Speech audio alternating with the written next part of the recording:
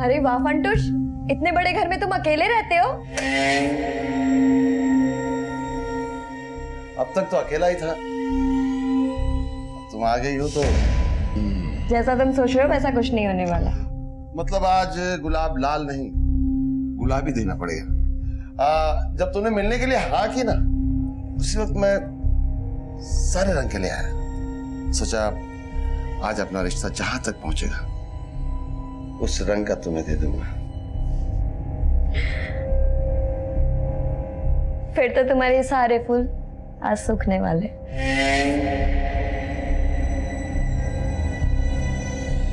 मैं अपने फूल सूखने नहीं देता। मगर इस्तेमाल में ना आए तो मैं इनकी पंखुड़ियां निकाल कर इस डब्बे में डाल देता हूँ। ये देखो। छी, ये क्या है? मैं अपने फूलों की पंखुड़ियां है ना मिश्री में डुबो कर रख देता हूँ और वो बन जाते हैं गुलकंद। मैं गुलकंद नहीं खाती। ऐसे कैसे नहीं खाती? देखो मैं कह रहा हूँ ना, हाँ टेस्ट करो, बहुत अच्छा होता है, खाओ। नहीं। अरे थोड़ा सा तो खाओ।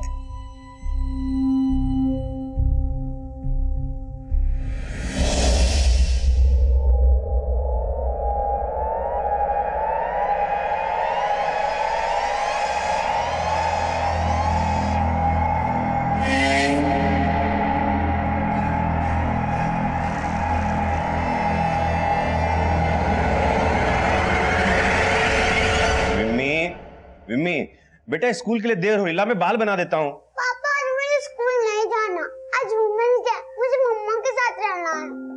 पर विम्मी तुम्हारे एग्जाम शुरू होने वाले हैं ना, तो आज आप स्कूल चले जाओ, जब आप शाम को आओगे ना तब हम पार्टी करेंगे। और मैं ना आपके लिए प्रिंसेस वाली ड्रेस भी लाके रखूंगी। हाँ ठीक है डन। और पापा आज आप हाफ डे ले लेना। ठीक है बाबा। मम्मा पार्टी करेंगे, बड़ा मजा आएगा ना? हाँ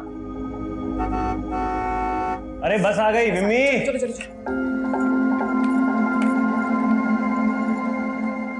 बाय पापा। बाय बेटा। बाय मम्मा। चलो चलो बाय। बाय। थैंक्स मीनाक्षी। आज अगर तुम नहीं होती तो विम्मी अपनी मम्मी की यादों से कभी बाहर ही नहीं आ पाती। विम्मी तो अपनी माँ की यादों से बाहर आ गई है, पर क्या आप सुरेखा की यादों से बाहर आ पाए? विम्मी तो मुझे माँ भी मानने लगी है, पर क्या अब हम शादी कर सकते हैं?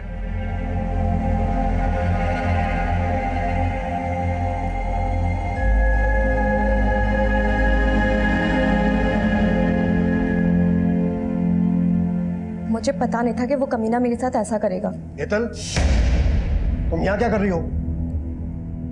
और एम्बुलेंस ड्यूटी पर क्यों नहीं गई अब तक? वो मैं बस अभी जा ही रही थी सर।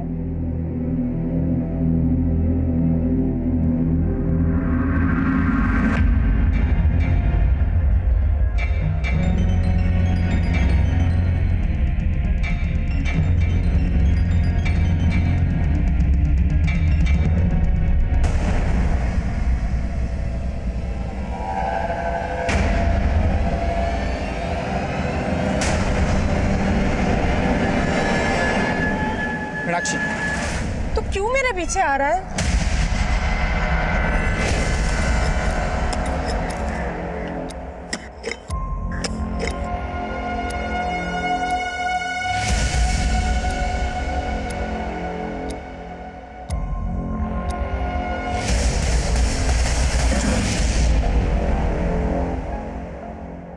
तो आज टीचर ने क्या पढ़ाया स्कूल में? आज स्कूल में मिलते इंडिपेंडेंस डे का ऐसे बढ़ाया।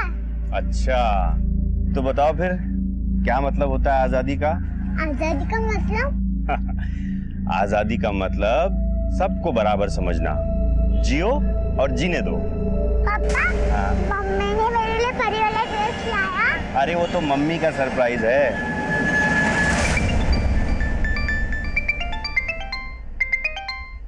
हाँ प्रफुल्ल शेठ।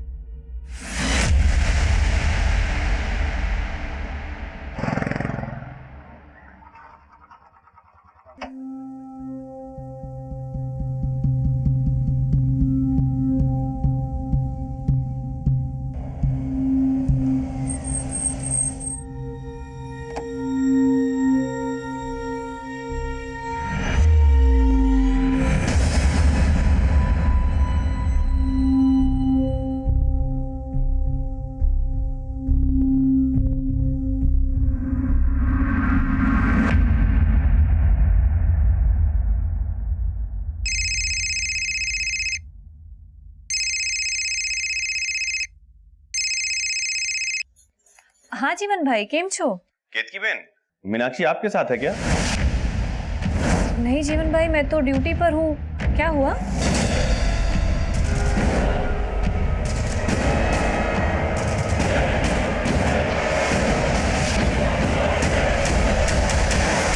ये मीनाक्षी साहब, मेरी बीवी।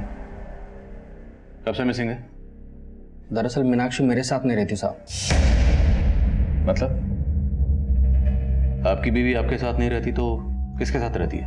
वो जीवन के साथ रहती है। कौन जीवन? वो जीवन लवर है उसका साहब। जानता हूँ साहब, ये सब आपको अजीब लग रहा होगा, लेकिन उसने जीवन के लिए मुझे छोड़ दिया। जीवन भड़का रहा है तुम्हें मीनाक्षी, उसकी बातों में आके बहुत बड़ी गलती कर रही हो तुम। गलती ना मैंने तुमसे शादी करके की है, और वैसे तुम्हारे साथ ना मेरा कोई भविष्य नहीं, इसीलिए मैं जा रही हूँ। आपकी बीवी आपको छोड़कर चलेगी, उसके क्या नाम बताया? जीवन। जीवन के पास चलेगी। इसको गायब करने का मकसद तो आपका भी हो सकता है, आपने कुछ किया हो। नहीं साहब, आप जैसा सोच रहे हो वैसा कुछ नहीं है। मुझे पक्का यकीन है जीवन ने गायब किया मीनाक्षी। साहब आप प्लीज पता कीजिए ना मीनाक्षी के बारे में। ठीक है, मीनाक्षी और जीवन दोनों के फोन नंबर्स और जीवन का एड्रेस दीजिए, हम देखते हैं। ठीक है।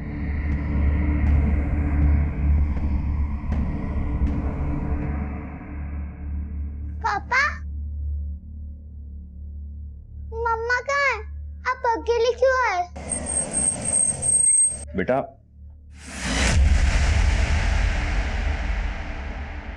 बेटा मम्मा आ जाएंगी, तुम चिंता मत करो। पर कब? आ जाएंगी बेटा। सरला बहन, इसको लेके जाओ। सर आप? पिनाकिन आया था हमारे पास। उसका कहना है कि उसकी बीवी मीनाक्षी तुम्हारे साथ रहती है और अब तुमने उसको गायब कर दिया। मैंने? अरे कैसी बात कर रहे हैं सर, मैं एक समाज सेवक हूं और आधा उधना जानता है कि पिनाकिन मीनाक्षी के साथ कैसे बर्ताव करता था। सर कोई 6 महीने पहले मीनाक्षी हमारे एनजीओ में आई थी। मीनाक्षी डोमेस्टिक वायलेंस की शिकार थी।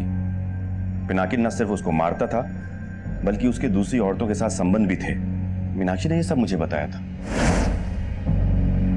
पर मीनाक्षी के पेरेंट्स भी गुजर चुके थे, इसलिए मैंने उसे आसरा दिया, लेकिन पिनाकिन को यह बर्दाश्त नहीं हुआ। मम्मा मैं इधर हूँ। किधर? इधर हूँ मम्मा, इधर इधर इधर हूँ, इधर हूँ। किधर? मैं इधर हूँ, इधर इधर हूँ। वाह सुपर, खुद के बच्चे पैदा नहीं किए दूसरों के पालने लगे तू। पिनाकी तुम जाओ यहाँ से। तुझे साथ लेके जाऊंगा, चल बीबी हमारी। हटो हटो, क्या छोड़ उसका। तू मेरे को मारो। छोड़ूंगा नहीं तुम दोनों को। अब तो मुझे पक्का लग रहा है सर कि उसने बदला लेने के लिए ही पहले मीनाक्षी को गायब किया और अब मुझ पर झूठा आरोप लगा रहा है। पर ये तो सच है ना कि मीनाक्षी अभी भी कानूनी तौर पर पिनाकिन की बीवी। तुम्हारा उससे क्या रिश्ता? और जब हम यहाँ आए तो तुम्हारी बेटी मम्मी मम्मी बोली थी, किसकी बात कर रही थी? मीनाक्षी की? हाँ सर, वो मेरी बीवी सुरेखा की मौत के बाद बिम्मी काफी अकेली पड़ गई थी और मीनाक्षी के हमारे घर में रहने के दौरान वो उसके काफी क्लोज आ गई थी। किसके, बिम्मी के या तुम्हारे भी? नहीं सर, मेरा और मीनाक्षी का रिश्ता दोस्ती का है। मीनाक्षी को आखिरी बार कब देखा था? उसकी एक फ्रेंड ने बताया कि वो हॉस्पिटल गई थी। हॉस्पिटल? वो मीनाक्षी को सर बैक पेन की प्रॉब्लम थी और मेदनी सिटी से उसका इलाज चल रहा था। मैं गया था सर हॉस्पिटल, लेकिन वहां उन लोगों ने बताया कि वो वहां पहुंची ही नहीं थी।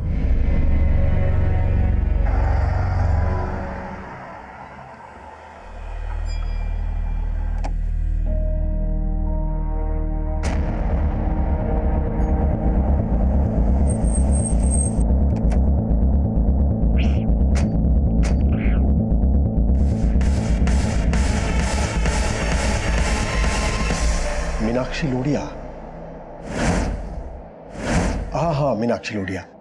उसे तो बैक एक है और मैं ही उसे ट्रीट कर रहा हूं, लेकिन आज वो वाकई में यहां नहीं आई। अगर मीनाक्षी वाकई हॉस्पिटल में आई थी तो जाहिर सी बात है तो उसके साथ जो भी हुआ होगा, घर से लेके इस हॉस्पिटल के बीच के रास्ते में कहीं कुछ हुआ होगा। जय सर, आसपास पता करो, अगर कोई सीसीटीवी है तो उसकी फुटेज निकलो। Yes sir. 1 minute sir. इस मीनाक्षी का मिसिंग केस मुझे एक दूसरे केस की याद दिला रहा है। कौन सा केस? सर, मीनाक्षी की तरह नीलिजा का मिसिंग केस भी उसके पति हरि ने ही फाइल किया था। ये उसका फोटो। और तब हरि ने भी यही बोला था कि नीलिजा आखिरी बार मेडनी सिटी हॉस्पिटल गई थी। सर, नीलिजा को अस्थमा की प्रॉब्लम थी और डॉक्टर नरसिम्हा ही उसका इलाज कर रहे थे। और जब हमने डॉक्टर नरसिम्हा से उसके बारे में पूछताछ की तो उन्होंने यही कहा जो उन्होंने अभी मीनाक्षी के लिए बोला। तो डॉक्टर नरसिम्हा के खिलाफ उस वक्त कुछ मिला था? नहीं सर, उनके खिलाफ तो कुछ नहीं मिला, लेकिन कंप्लेन लिखवाने के अगले ही दिन नीलिजा का पति हरि हमारे पास वापस आया। साहब, आज मैंने घर की अलमारी खोली तो मालूम चला कि नीलिजा के सारे गहने और 25,000 रुपये गायब थे। तो तुम्हें लग रहा है नीलिजा के साथ किसी ने घर से पैसे और गहने भी गायब किए? साहब, मैंने पहले नहीं बताया था, लेकिन नीलिजा का शायद किसी से पक्का चक्कर चल रहा था। वो तो मेरे पास आने से परहेज करती थी।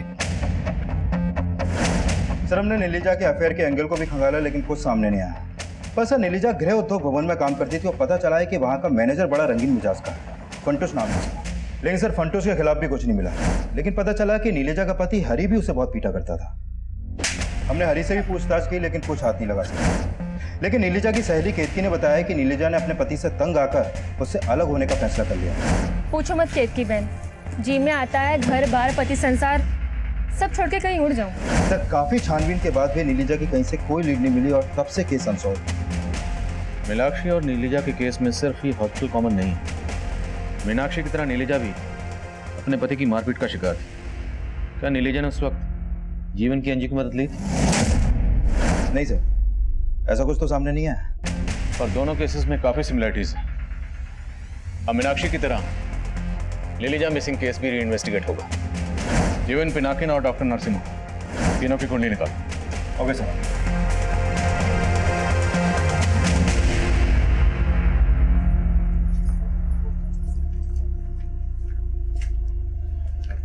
जिग्ना, अब सुन, वो सेठ से तेरी तनख्वाह बढ़ाने की बात की थी, मान गए हो? तू मेरी तनख्वाह क्यों बढ़वा रहा है, इसका अंदाजा है मुझे। भला चाहता हूं मैं तेरा। इतनी छोटी उम्र में तेरा पति मर गया है, हमदर्द हूं मैं तेरा। हमदर्द बनके तूने कितनों को दर्द दिए हैं, सब पता है मुझे।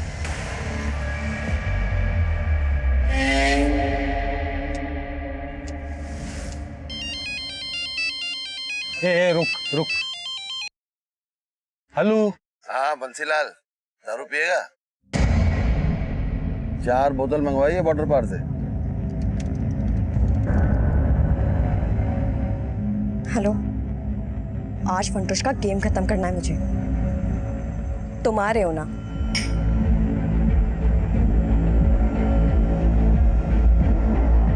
रोज ऐसे ही मजा दूंगा, दारू के अलावा तेरा और जुगाड़ करूंगा।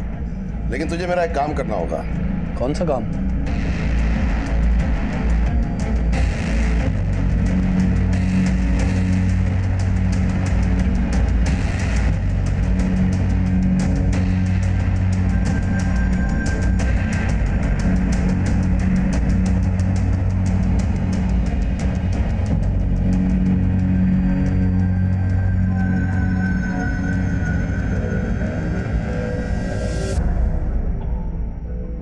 जाओ, मेरा नाम लेना। सर, मीनाक्षी का फोन मेडिनी सिटी हॉस्पिटल जाने वाले रास्ते पे ही बंद हुआ था और तब वहां पर पिनाकिन का फोन भी एक्टिव था।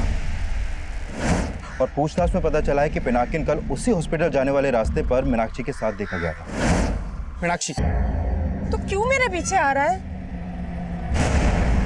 अब मैं तुम्हें भागने नहीं दूंगा मीनाक्षी। तू भागने नहीं देगा? सर, उन दोनों को वहां पर एक दुकानदार ने देखा था और मैंने उस दुकानदार से पूछताछ की। सर, पिनाकिन घर पर नहीं है, लेकिन वह प्रफुल्ल के लिए काम करता है, वो वहीं पर होगा। प्रफुल्ल सेठ, ये 15,000 का हिसाब ही नहीं मिल रहा है और वो संजय आजकल करके टाल देता है। इस संजय को बोल मुझसे आके मिले। ठीक है सर।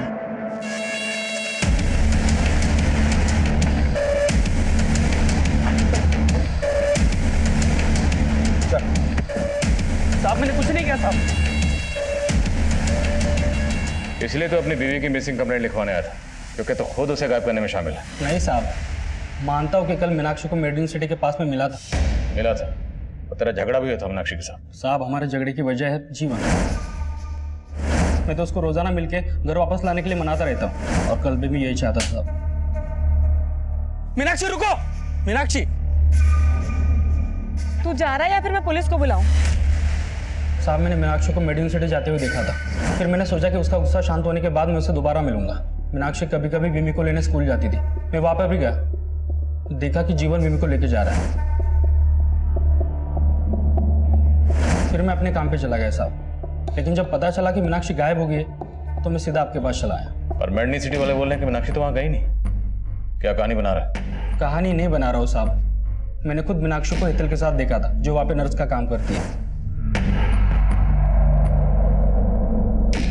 तो मेडनी सिटी की नर्सेस का नाम भी जानता है? पूरा उतना जानता है साहब हेतल को। मेडिकल सिटी के लिए मोहल्ला क्लिनिक चलाती हूँ साहब। मैं झूठ नहीं बोल रहा हूँ साहब, आप चाहे तो हेतल से पूछ सकते हो।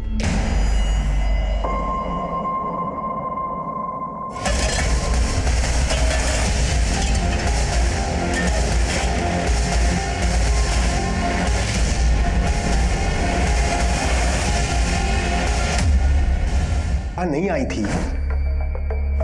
डॉक्टर साहब, यही झूठ आपने 3 महीने पहले बोला था। नीलिजा याद है आपको? देखिए, आपको कोई गलतफहमी हो रही है। कोई गलतफहमी नहीं। मीनाक्षी को आखिरी बार आपकी नर्स हेतल के साथ देखा गया था। आप झूठ कह रहे हैं, सच पता चल जाएगा। बुलाइए हेतल को। पर आज तो वो ड्यूटी पर नहीं आई। नंबर हेतल का।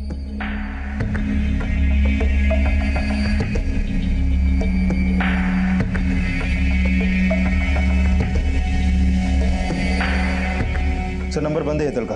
मैं स्टाफ से पूछता हूँ।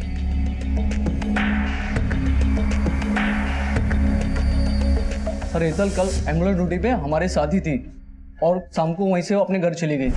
देखो, आज पेशेंट्स कम है और मुझे कुछ अर्जेंट काम है, तो मैं निकलती हूँ, आप लोग संभाल लेना। अच्छा, ये हेतल रहती कहाँ है?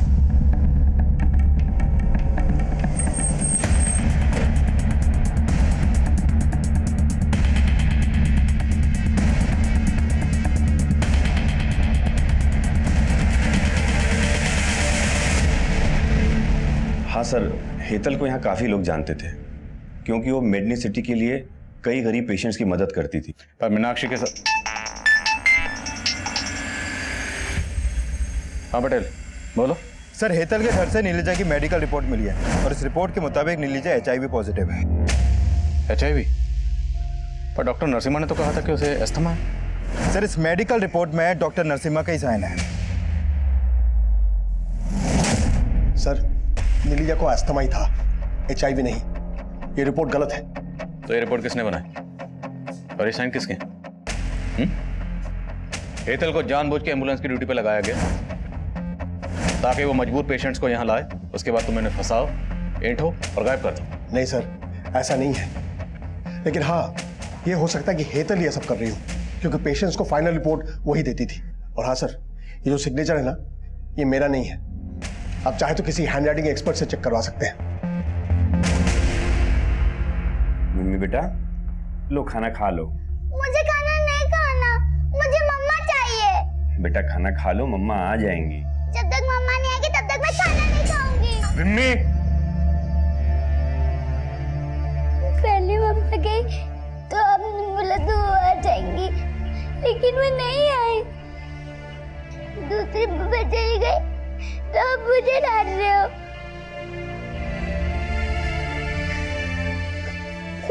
मम्मा मुझे छोड़ के चली गई।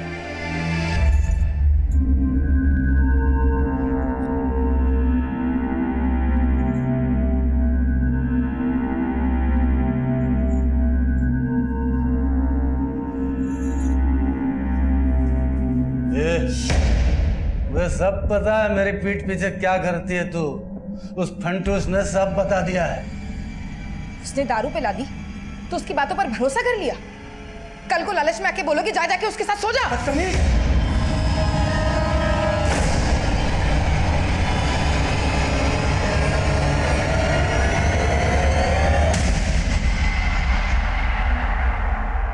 सर, मीनाक्षी से जुड़ा तो कोई भी डॉक्यूमेंट्स हेतल के घर पे नहीं मिला, लेकिन जो मेडिकल रिपोर्ट नीलिजा की हेतल के घर से मिली, उससे लगता है कि नीलिजा को विश्वास हो गया था कि वो HIV पॉजिटिव है और शायद इसलिए वो अपने पति हरि के करीब नहीं जाती थी, जैसे कि हरि ने बताया।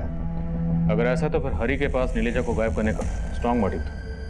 बुलाओ सॉरी को। और नीलिजा के करीबी लोगों से पता करो, हो सकता है नीलिजा ने ये बात किसी से शेयर की हो, लेकिन नीलिजा को बदनामी से बचाने के लिए किसी ने ये बात हमें बताई नहीं। Okay sir.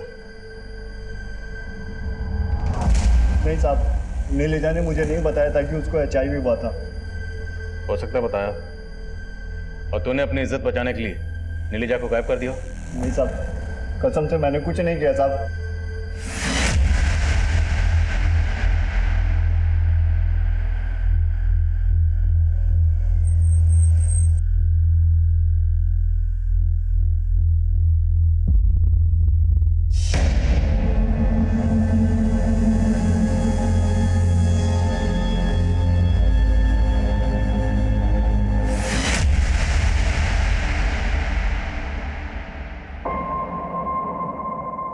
नीलिजा और जिगना गृह उद्योग में काम करती थी और वहां काम करने वाली केतकी मीनाक्षी की दोस्त थी, और जिगना के गायब होने का राज इस केस को एक नए भूलभुलैया में उलझाने वाला था।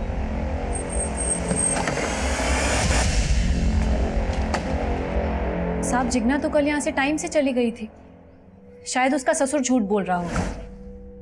वो झूठ क्यों बोलेगा? एक नंबर का दारूबाज है वो सर, जिगना ने बताया था मुझे। अरे वो तो पैसों के लिए फंटूश के साथ जिगना को। फंटूश के साथ क्या? फंटूश की बुरी नजर थी जिगना पे। अरे जिगना तो लेट हो गई। हाँ, थोड़ा जरूरी काम आ गया था। ऐसा कौन सा जरूरी काम था जो गाड़ी वाला तुझे यहाँ तक छोड़ने चला है? सबको अपने जैसे समझ रखा है क्या? मेरे जैसा तो अभी तक कोई पैदा ही नहीं हुआ। यकीन नहीं आता तो आजमा के देख।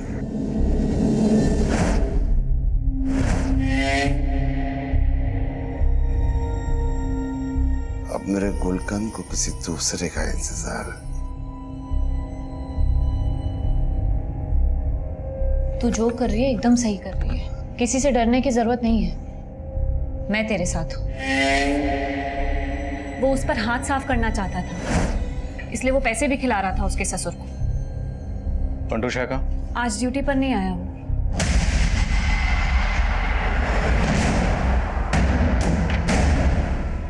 क्या फंटूश, चले? चल।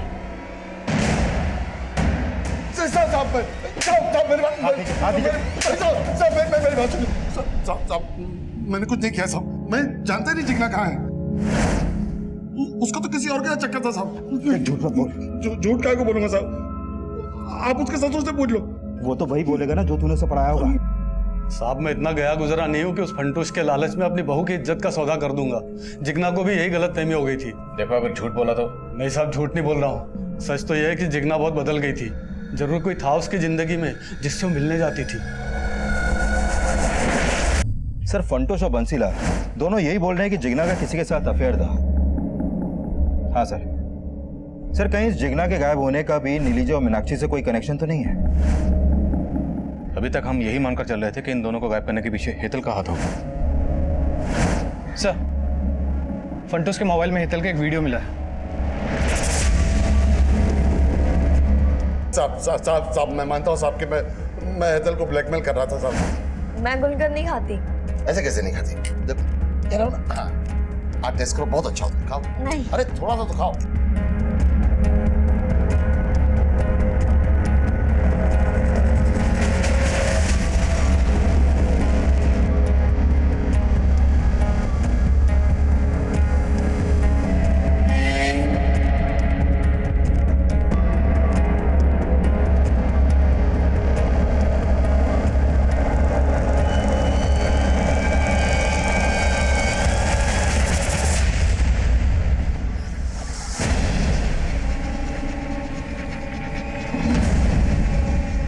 गुड मॉर्निंग हेतल, गरम गरम चाय। फंटूश, तुमने बिल्कुल भी ठीक नहीं किया। जो कुछ भी हुआ है हम दोनों की मर्जी से हुआ है। हाँ। अरे ये देखो, ये फूल देखो, ये हम दोनों ने मिलके सजाया था। अब हमारा रिश्ता इतना पक्का हो गया कि अब ना तुम्हें गुलाब देने की जरूरत पड़ेगी और ना गुलकंद की नानी। लेकिन ना उसको गायब करने में मेरा हाथ है और ना ही जिगना को था। तूने सिर्फ इन दोनों को नहीं, नीलिजा और मीनाक्षी को भी गायब किया। नहीं साहब, मैंने कुछ नहीं किया साहब। सर, सर जिग्ना का फोन महसाना में एक्टिव हुआ है।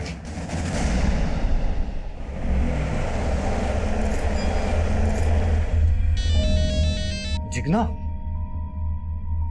जिग्ना कहाँ है तू?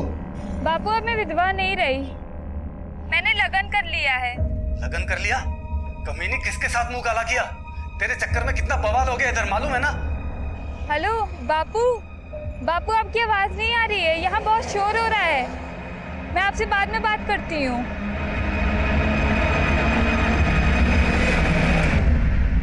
बैकग्राउंड में इतना शोरगुल है, इतने एमबीएंस में कॉल करना, मुझे लगता है जिग्ना, ये कॉल जरूर हमें गुमराह करने के लिए किया गया। लेकिन सर ये जिग्ना नहीं है तो क्या इन औरतों के गायब होने के पीछे किसी औरत का हाथ है? और माना फंटूश ने हेतल को ब्लैकमेल किया, लेकिन उसने ये नहीं कबूला कि उसने हेतल को मारा।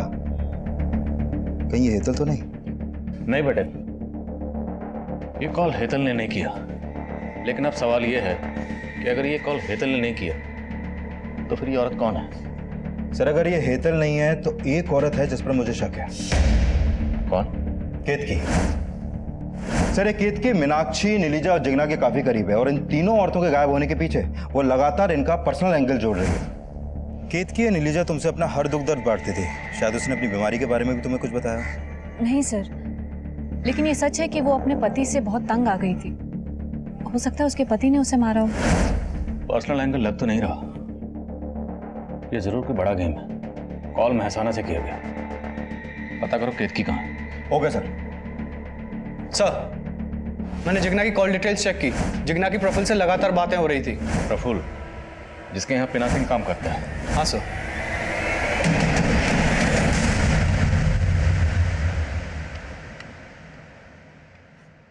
हेलो मम्मा, अब घर कब आ रहे हो? मैं आपको बहुत मिस कर रही हूँ। मम्मा आप प्लीज घर आ जाओ, मैं आपसे प्रॉमिस करती हूँ मैं आपको तंग नहीं करूँगी। आप कुछ भी बोल क्यों नहीं रहे हो मम्मा? मम्मा हेलो मम्मा, कुछ बोलो ना। पापा, मम्मा फोन नहीं उठा रही हैं।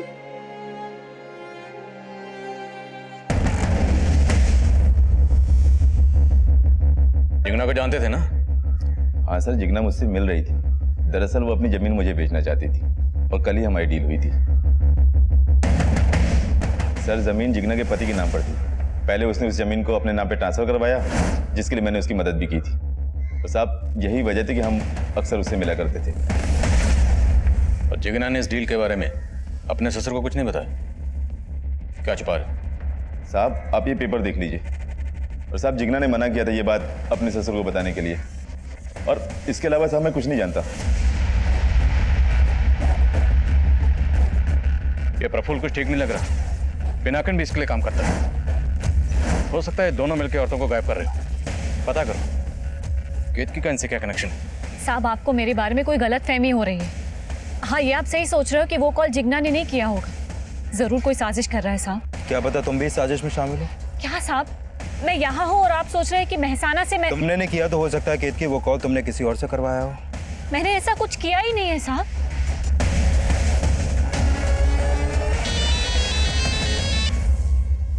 करमजली कहाँ है तू? अरे क्यों कोस रहे हो? जमीन मेरी थी सो मैंने बेच दी, थोड़े पैसे तुमको भिजवा दूंगी। मीनाक्षी, नीलिजा और हेतल के गायब होने के साथ जुड़ा। अब ये कॉलर इस केस को डायरेक्शन देगा। आनंद और महसाना दोनों जगह का डंप डाटा स्टडी करो और पता करो कि जिग्ना के नंबर के साथ साथ वहां और कौन से नंबर कॉमन थे। Okay sir.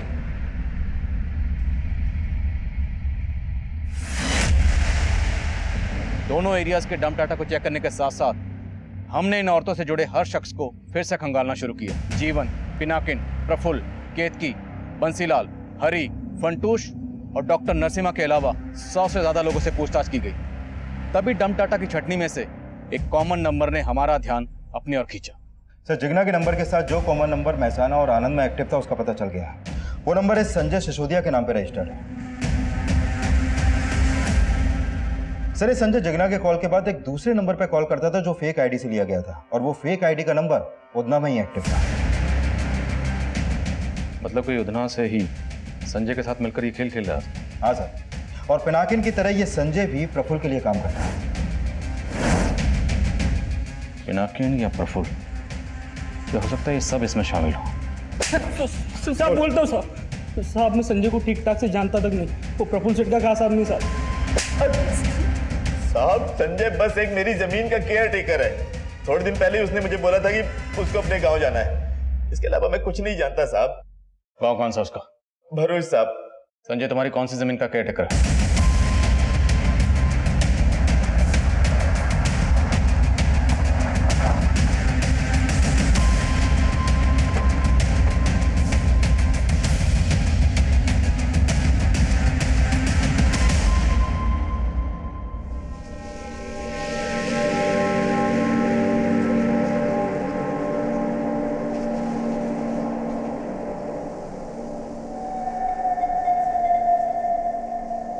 बादशाह, बदनाम, गुलाम, बेशरम, बेवफा, बेचारी। सर पौधों के ऐसे नाम भला कोई क्यों रखेगा? ये जरूर किसी सिरफिरे का काम है। नहीं बेटे, ये नाम इन पौधों को नहीं दिए गए, ये नाम उन औरतों को दिए गए। खुदवा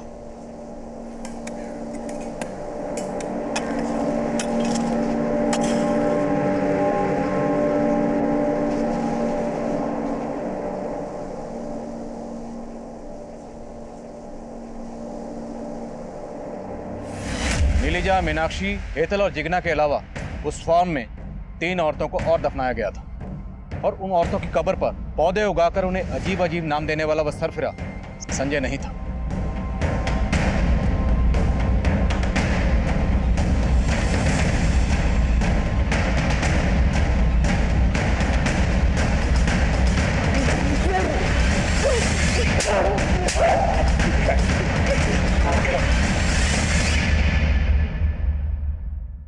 यहाँ मेरी मुलाकात हेतल से हुई, जो इलीगल तरीके से गवर्नमेंट हॉस्पिटल की मेडिसिन को बाहर सप्लाई कर रही थी। मैंने उसे पकड़ लिया था। Sir please sir, sorry sir. Sir मैं अब्रॉड जाकर के पढ़ना चाहती थी, बस इसीलिए लालच में आकर गलती हो गई मुझसे। आज एक गलती करी है, कल को और बड़ी बड़ी गलतियां करोगी। नहीं सर, सर प्लीज मुझे माफ कर दीजिए, आगे से कभी ऐसा कुछ नहीं होगा सर। प्लीज सर मुझे माफ कर दीजिए। मैंने सोचा कि महान बनकर आज तक मैंने क्या कर लिया, इसलिए मैंने अपने जमीर को पूरी तरह से मार दिया और हेतल से हाथ मिला लिया। सर, वो ऐसी औरतों को ढूंढ के लाती थी जो तकलीफ में होती थी। नीलजा की झूठी HIV रिपोर्ट भी मैंने ही बनाई थी। सुनो, अब तुम नीलजा को बोलना कि उसकी बीमारी ठीक हो सकती है और उसे लेके फार्म हाउस पे आ जाना। ओके। वो फार्म प्रफुल्ल का था सर, लेकिन उसका केयर टेकर संजय, वो मेरा पुराना दोस्त था। हमने उसे भी पार्टनर बना लिया था। हेतल नीलजा को लेकर हमारे फार्म पे आई थी। नीलजा को लगा था कि वहां कोई बड़ा डॉक्टर उसका इलाज करेगा, लेकिन हमने सर इलाज करने के नाम पे उसको इंजेक्शन लगा के बेहोश कर दिया था।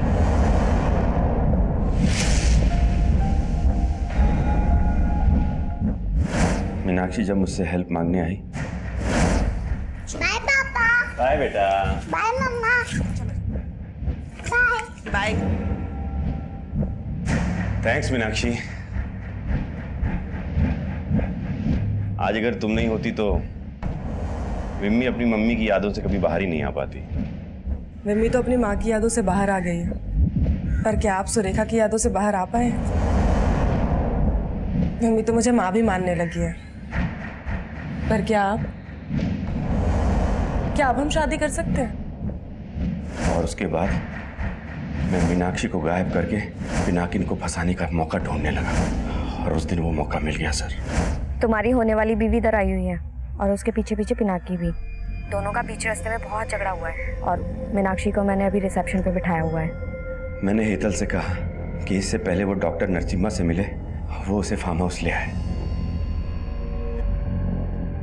आप ठीक हैं? हाँ हाँ बिल्कुल ठीक है, आओ बैठो बैठो।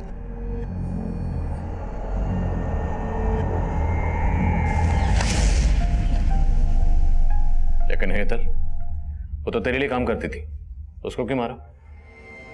उसने फंटूश को टारगेट बनाया था। लेकिन फंटूस डेढ़ छाना निकला। वो उल्टा उसको ही ब्लैकमेल करने लगा। तो वो मीनाक्षी के बाद फंटूस को मारना चाहती थी। मैंने उसको कुछ दिन रुकने के लिए कहा था। तुम मर्द हो इसलिए बोल रहे हो। मालूम है उसने इज्जत लूटी है मेरी। अरे तो लूटने देना, थोड़े दिन सो जा उसके साथ, बाद में हम लोग देख लेंगे उसको। तुमने समझ के रखा है मुझे? हाँ बोल।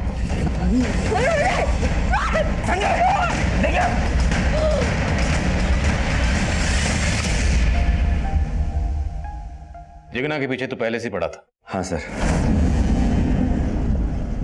अरे जिग्ना, कहाँ जा रही हो? आओ हम छोड़ देते तुमको। ठीक।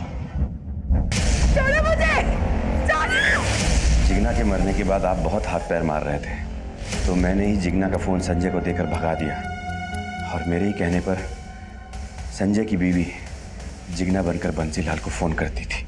मैं शाना और आनंद से संजय मुझे अपडेट दे रहा था कि उसने अपनी बीवी से फोन करवा दिया है। मुझे नहीं लगा था कि आप लोग कभी उस फार्म हाउस तक पहुंच पाएंगे। लेकिन तूने सबको मारा क्यों? मैं तो एक समाज सेवक था सर। जियो और जीने दो, यही सीखा था मैंने। पर मेरी बीवी बोलती थी कि मेरे इन विचारों का रद्दी के भाव भी मोल नहीं मिलेगा। तुम्हारी समाज सेवा से ना हमारा पेट नहीं भरने वाला। और ये जो भी कुछ हमारे पास है ना, वो मैं अपने मायके से लाई हूँ। तुमने तो सगाई पे भी अंगूठी चांदी की पहनाई थी। सुरेखा, तुम मुझे हमेशा ना यही ताने मत दिया करो। अरे क्यों ना मारूं? है क्या तुम्हारे पास? मैं कह रहा हूँ शांत हो जाओ, एक शब्द भी और नहीं सुन सकता मैं। अरे क्यों चुप हो जाओ? औकात क्या है तुम्हारी? मैं कह रहा हूँ चुप हो जाओ सुरेखा। उसकी चिक चिक से तंग आकर एक दिन गुस्से में मैंने उसे मार दिया।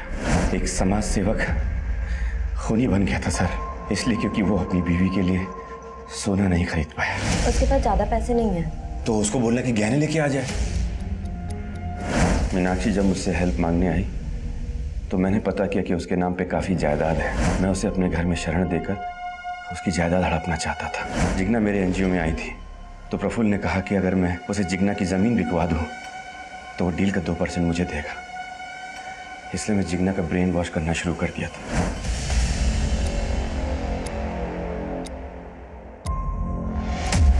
आपने सच में मेरी बेटी को अनाथ कर दिया।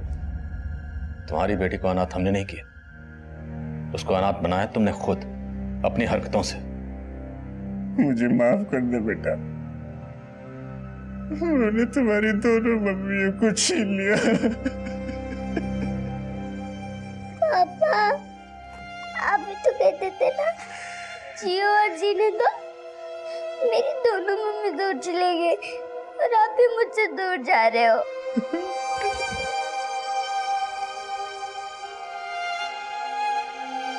पापा, पापा मत जाओ, पापा मत जाओ, पापा मत जाओ, पापा। एक समाज सेवक से पेशेवर मुजरिम बनने तक जीवन सोलंकी के इस बदलाव को उसके आसपास के मौजूद लोगों में से किसी ने कभी महसूस ही नहीं किया। लेकिन जब भी हम इस तरह के लोगों से मिलते हैं तो उनके हाव भाव में, उनकी बातों में किसी न किसी जुर्म की दस्तक जरूर छुपी होती है, लेकिन उस दस्तक की तरफ कभी गौर ही नहीं किया जाता। रोजाना कई जाने अनजाने लोगों से हमारा परिचय होता है, लेकिन किससे कितना परिचय बढ़ाया जाए, किससे कितनी दोस्ती बढ़ाई जाए, किससे कितना सुख दुख बांटा जाए, इसे लेकर हमेशा सतर्क रहना चाहिए, क्योंकि अक्सर अच्छी छवि वाले लोगों का असली परिचय उतना ही चौंकाने वाला होता है। अब मैं आदिल खान आपसे इजाजत लेता हूँ। आपसे फिर मुलाकात होगी एक और नए केस के साथ। तब तक देखते रहिए क्राइम पेट्रोल दस्तक। मकसद बताना नहीं।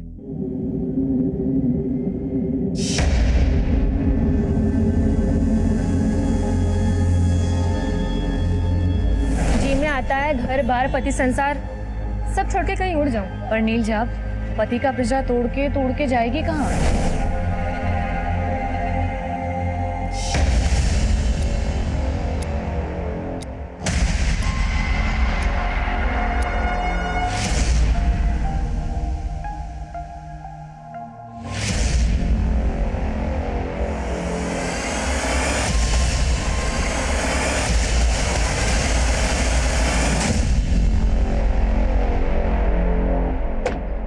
नमस्कार, आदाब। मैं inspector Adil Khan crime petrol Dastak में आपका स्वागत करता हूं। घर की चार दीवारी के अंदर के दुख दर्द जब घर की दहलीज लांघते हैं तो जुर्म कई बार घर के अंदर ही दस्तक दे रहा होता है। इस केस में भी ऐसे ही जुर्मों ने दस्तक दी थी। एक औरत को जिंदा दफना दिया गया था और 3 महीने गुजरने के बाद भी मुजरिम का कोई सुराग नहीं मिला था। अब मेरी पोस्टिंग इस थाने में हुई जहां पर यह केस दर्ज था। अब मैं इस केस की बंद पड़ी फाइलों को खोलने वाला था, क्योंकि इस केस का कनेक्शन कई दूसरे केसेस से भी था जो एक एक करके मेरे सामने आने वाले थे।